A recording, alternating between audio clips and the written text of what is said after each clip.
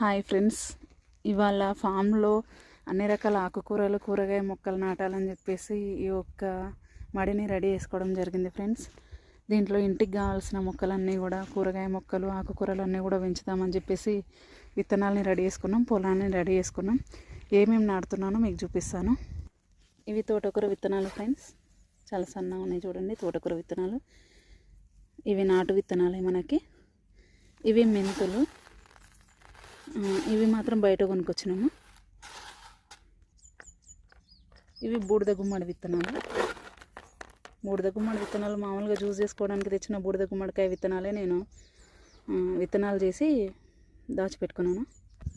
ఇవి ధనియాలు ఫ్రెండ్స్, బయట కూరగాయల మార్కెట్లో కొన్నవే, అంటే విత్తనాల షాప్లో కొన్నటువంటి ధనియాలు ఇవి. ఇవి చూడండి, ఇవి మాత్రం ఆకాకర విత్తనాలు. మామూలుగా నేను సిటీజీలో దుంపలు కొన్నాను, కానీ అవి ఏమి మొలకలు రావట్లేదు, ఏం లేదు. దుంపలు కొంటే సక్సెస్ అవ్వట్లేదు. కాబట్టి నేనేం చేసినానంటే సీజన్లో ఆకాకరకాయలు పండైనవి, మార్కెట్లో పండైన ఆకాకరకాయలు తీసుకొని వాటి నుంచి విత్తనాలని నేను సపరేట్ చేసి ఎండబెట్టుకున్నాను. సో ఇట్లా పురుగు పట్టకుండా ఎండబెడుతున్నాను. ఇప్పుడు ఈ సీజన్ కాదు ఇవి నాటడానికి, కానీ పురుగు పట్టకుండా సేవ్ చేసుకోవడం కోసం ఎండబెడుతున్నాను, మీకు చూపిస్తున్నాను అంతే. ఇవి ముళ్ళు బెండకాయలు, నాటు విత్తనాలు అనమాట. మా అమ్మ నా చిన్నప్పటి నుంచి ప్రొటెక్ట్ చేసినటువంటి విత్తనం ఇది, ముళ్ళు బెండకాయలు. ఇవి నాటు, దీంట్లోనే 3 రకాల విత్తనాలు ఉన్నాయి చూడండి. ఇవి కాకర, ఇది సొర, ఇవన్నీ కూడా నాటు విత్తనాలే. అంటే మేము చిన్నప్పటి నుంచి మా అమ్మ సేవ్ చేసినటువంటి విత్తనాలు ఇవన్నీ కూడా. ఇవి పొట్ల విత్తనాలు, ఇవి మాత్రం బయట కొన్నవి.